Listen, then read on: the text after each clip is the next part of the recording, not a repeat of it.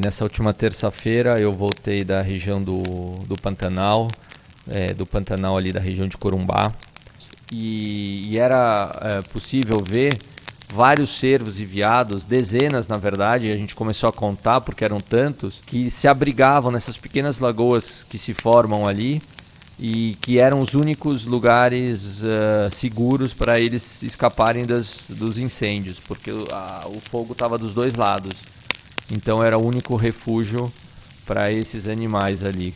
Eles estavam bem dentro d'água e o cenário em volta era tudo totalmente queimado, assim, bem impressionante. Mas a gente também teve uma grata surpresa ao longo do caminho, que a gente viu uma onça. E a gente se aproximou com o barco e ela não se importou muito. Ela estava de pé e a gente se aproximou, ela sentou e ficou olhando para a gente, bocejando. E aí a gente resolveu seguir nosso caminho para não incomodar mais ela. Quando a gente chegou em Porto Mangueira, que é o porto da Fazenda Santa Teresa, a gente já encontrou de cara os brigadistas de Corumbá. E eles já estavam há cerca de 20 dias combatendo fogo na região, já estavam com aquela cara exausta e estavam tentando liberar a estrada porque tinham caído algumas árvores no caminho. E eles estavam tentando cortar essas árvores para a caminhonete da fazenda poder chegar no porto e, enfim, transportar as mercadorias e as pessoas e tal. Nesse dia já tinham vários focos de incêndio na fazenda, mas eles estavam todos espalhados. A gente conseguiu fazer esse trajeto que vai do porto até a sede da fazenda em cerca de 40 minutos. No dia seguinte, a gente tentou fazer esse caminho inverso, porque a gente iria pegar o barco para ir para o Acurizal. E nesse caminho, logo nos primeiros 3, 4 quilômetros, a gente já começou a ver que tinha muita fumaça ao longo da estrada. E depois de mais alguns quilômetros, a gente chegou na frente do fogo. E era um fogo furioso, que a gente não conseguia ver ele, mas a gente ouviu o barulho que parecia uma turbina de avião.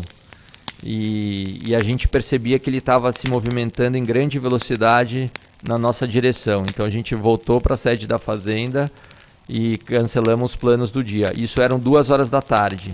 No dia seguinte, a gente foi de manhã tentar fazer esse mesmo trajeto para voltar até o Porto Mangueira, esse trajeto de 18 quilômetros, que na ida a gente tinha demorado cerca de 40 minutos. E aí, logo nos primeiros quilômetros, já tinha uma série de árvores caídas, que ao longo do percurso a gente foi vendo que eram dezenas, na verdade, e a paisagem estava completamente devastada dos dois lados da estrada. O fogo tinha devastado toda a paisagem, impressionante. E eu já tinha ido para outras regiões do Pantanal fotografar o incêndio, a região da Transpantaneira, de Barão de Melgaço e tal, e eu não tinha visto um fogo tão furioso, porque a paisagem ela tinha ficado não só as árvores carbonizadas e tal, mas o chão estava todo coberto de cinzas, então parecia que tinha nevado. O fogo tinha sido tão forte que ele queimou com mais potência, parece, as coisas ficaram mais destruídas. E também muito impressionante a quantidade de bichos carbonizados. E uma coisa que chamou muita atenção, que surpreendeu, que a gente não tinha visto em nenhum outro lugar, que tinham muitas aves carbonizadas. As aves que normalmente voam, que são bichos difíceis de você ver em um incêndio, após um incêndio, uma ave morta, porque elas voam, né, e vão embora. Nesse caso tinham várias árvores carbonizadas, o que fazia a gente pensar na velocidade que esse fogo consumiu a mata ali no entorno da estrada. E praticamente esse fogo em algumas horas andou cerca de 15 quilômetros e com uma potência assim inacreditável. No dia seguinte chegaram os brigadistas do Piauí para ajudar no combate ao fogo, porque o esforço dos funcionários da fazenda era enorme e muitas vezes inútil, porque o fogo é quase incontrolável. E aí chegaram esses 12 bravos brigadistas do Piauí, que vieram do Piauí mesmo de carro durante 3 dias, viajaram para chegar ali e chegaram e já foram para o combate, tentar frear algumas linhas de fogo e conseguiram. Era muito impressionante, porque eu acompanhei eles, entrei no mato, nas linhas de fogo, e eu, depois de meia hora, 1 hora, estava esbaforido, caindo morto, e eles, durante 12 horas, combatendo o fogo direto ali, no meio do calor mesmo, sem parar, carregando ferramenta e batendo com abafador, com rastelo, carregando aquele soprador. Um negócio de louco a força desses homens. Certamente, de todas as coberturas que eu fiz 5 viagens para cobrir esses incêndios no Pantanal, e esse fogo que pegou ao longo da estrada foi sem dúvida o mais impressionante.